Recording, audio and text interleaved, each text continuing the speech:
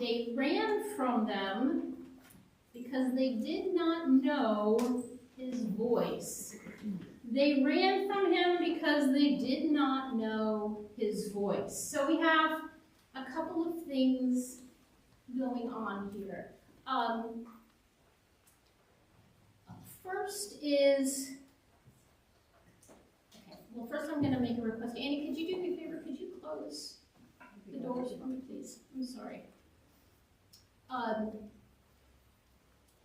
So first I want to look at the sheep that are in the sheepfold. In the Gospel of John is often considered one of the most inclusive Gospels that we have. A lot of the stories, a majority of the stories we have are how Jesus is including those who you might think might not be included. So, in today's language, it might be the DEI gospel of the day. So think about it for a minute. We have the woman at the well who is a Samaritan. We have the feeding of the 5,000 who was literally from anybody from the surrounding areas. It could have been Roman, Jew, could have been Samaritan, anybody who was in the area, because remember again, the area was on the Silk Road of travelers. So among that 5,000, it was for anybody who was there. Okay, anybody who was there he spoke to. Nobody was told to go away.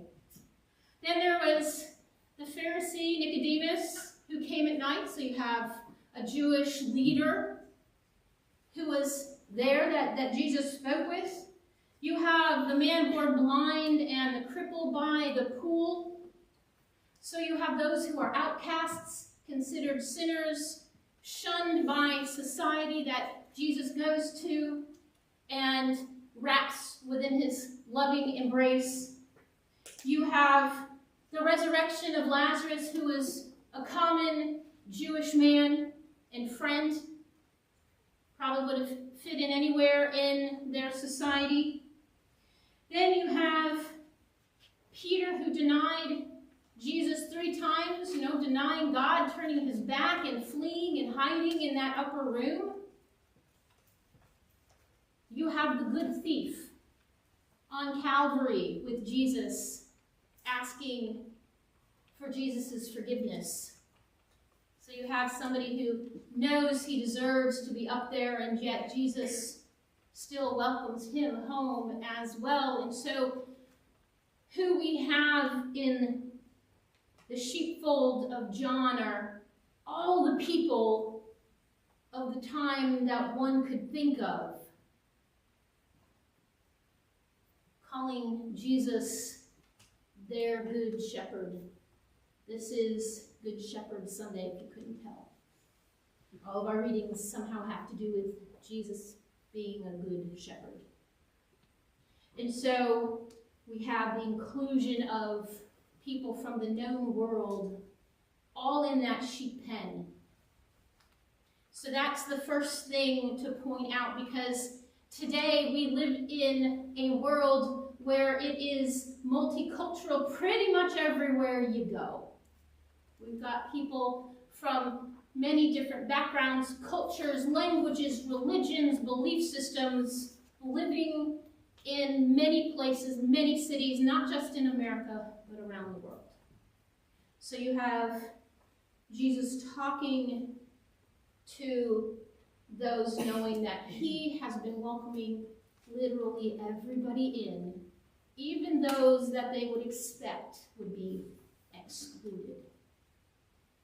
And then Jesus starts talking about thieves coming in, people sneaking into the fold, and he's not talking about sheep sneaking in. He's talking about things sneaking in, people, or maybe in our time, ideas or belief systems, things that would come in and frighten and scare away, because in Jesus' imagery, he is talking about fear scattering the sheep. And then when the sheep hear the voice of the shepherd, they come back. Because indeed, you've heard me say before that even if you have many shepherds at one watering hole and all the sheep intermixing, when one shepherd calls their sheep, only those sheep go and follow him. Sheep do have some things that they're really good at. Last year I gave you some new positives about sheep. I found a new one this year, and that is that they have been found, Cambridge researchers found this, that they can identify at least, or distinguish between, at least 50 different sheep, people, or dogs, like other species, at any given time. And they can do so for several years. So they have the capacity to have those memories of who, their sheep herd mates are, as well as the people who are caring for them, or the dogs that are helping, or the other animals that are helping to care for them, and they can differentiate among all of those. And then they have found that sheep also have emotional intelligence. They experience emotions, so that there is an intelligence among them. And so it still might make us wonder, well, then why does Jesus keep calling us sheep? Because sheep do still get a lot of bad press. They do, Even I grew up hearing sermons about how sheep were dumb and stupid.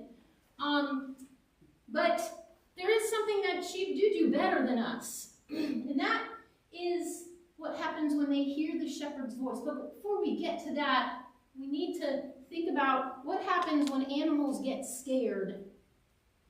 Animals, and the sheep in particular, when they get scared, they scatter. If they can remain in the herd, they do. But they can also scatter, and then any animal, when they're fearful, they tend to not show their intelligence, whatever amount of it they have. And that includes humans. Whether humans are reacting out of fear by protecting themselves, maybe like a mama bear, or whether they are being aggressive, like maybe a porcupine, in defending themselves, or maybe when they are just sort of in a defensive posture and hiding away, like a rabbit, perhaps. When animals are scared, when humans are scared, we are not often functioning with the best use of our decision-making tools. And we tend to make mistakes. We tend to do things we might not do in any other situation. Things that we might wish we hadn't done later. And where the sheep are better than us is as soon as the sheep hear their shepherd, they come and they go to their shepherd. And life gets back to normal. It takes us a lot longer for that, generally speaking. We have to work, I think, harder in today's world to stop and realize what voice we are listening to. Because I think if you pay attention to what's going on around us, society is great at peddling fear. Peddling fear. And some of them have a lot of fun doing it. And I mean that in a fun way. So think about insurance companies, okay? One of my favorite sets of commercials is the man who often says, "Protect yourself from mayhem, like me." Because none of us want mayhem or chaos in our life. We don't want the trouble that comes, and so we remember the motto of the company, and it makes us more likely to consider buying insurance from them for our cars or our house or whatever. And so they capitalize on the anxieties we have.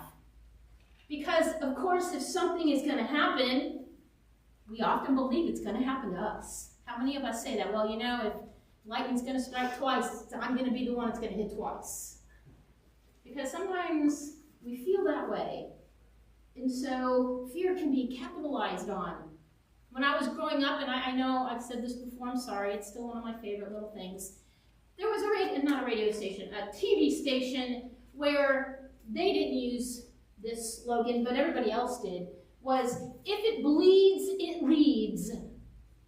Because if there was any gory situation, traffic accident, shooting, any event of misfortune or fire or whatnot, this television station was always there first, capitalizing on the bad that had happened, not on the good things that went to counter it or to help, but always on the blood and the gore, because it got them ratings. They peddled on people's desires to know about the bad things happening. Okay? And then we have the various other sellers out there that try to capitalize on our own insecurities. Ladies, if you want to make sure you're beautiful and you feel confident in yourself, use our creams, use our makeup, wear our clothes. Gentlemen, if you want to get the girl you've always dreamed of, like the blonde in the bikini over here, drive our car. She'll come right to you. Now, they don't do that one so much anymore, but when I was growing up, that was on the screen all the time. The red convertible with the guys wanting the car, and there was always a blonde in a bikini somewhere in the shot. They play off of our insecurities. You think you have too much heavy metals in your system? Put these patches on your feet. You think I'm lying, this exists. Put these patches on your feet and it'll turn black by morning, and that's evidence that we're getting heavy metals out of your system. All kinds of things we can find from influencers online and social media, commercials trying to get us to buy their product based on what our fears, our anxieties, and our insecurities are. Even our politicians can fall into this. They can fall into capitalizing on our fears to get them elected or to pass certain policies or to help us feel that only they have a solution to make us feel safe and where danger can be addressed. We have a lot in our society that plays off of the things we are scared of. And it scatters us. It makes it hard to hear the voice of the Good Shepherd. I think it's much harder than the actual sheep that are out with an actual shepherd. I think it's harder work for you and for me to hear that voice. But if we can learn our shepherd's voice more clearly and more astutely in our mind, in our heart, in our memory, then our good shepherd will point us towards love and peace and away from fear and anxiety, making sure that we are put out to green pastures and still waters. When we're able to listen and hear the Good Shepherd's voice, we are pointed to serving others, to helping others, to being there and caring for our neighbors. When we are able to hear the Good Shepherd's voice, we know that we are loved. And we know that we are loved for who we are because we are reminded that God created our inmost being, our inmost parts. And he has a plan for that because he created us. Therefore, we are loved for who we are, no matter what who we are is. God loves us. And if we are loved, then we know we will never be alone. We will never have a need to be afraid. And if we know that we are loved, when we know that we are appointed to serve and to care for others, when we know that we can be drawn away from fear and anxiety, then we are able to be in a community, in a city, in a nation, in a world that experiences unity and not division. Because we won't be focused on fighting each other, we will be focused on loving and caring for each other. We'll be focused on the good and the reasons that God sent Christ into this world. The same Christ who loved us so much that he was willing to die for us, to sacrifice himself so that we wouldn't have to, so that we would know that we will always have that green pasture, we will always have those still waters. But we must be able to hear God's voice. How much are you able to hear God's voice versus the voices of those thieves that come in where we are anxious or where you are fearful? St. Patrick's is a place where you can come and bolster up how much you can hear the Good Shepherd's voice. Our community is one of inclusion and friendship. It is one of family and love. It is one where we learn and we journey and we travel together, knowing that the Good Shepherd will never leave us. So join us. Be with us. Be a part of our community and know that the Good Shepherd is here. The Good Shepherd is our gate into our sheep pen, and he will help us not be scattered. How much are you able to hear the Good Shepherd's voice versus the voices of those fears and anxiety, those thieves that come to us in the night? Amen. Amen.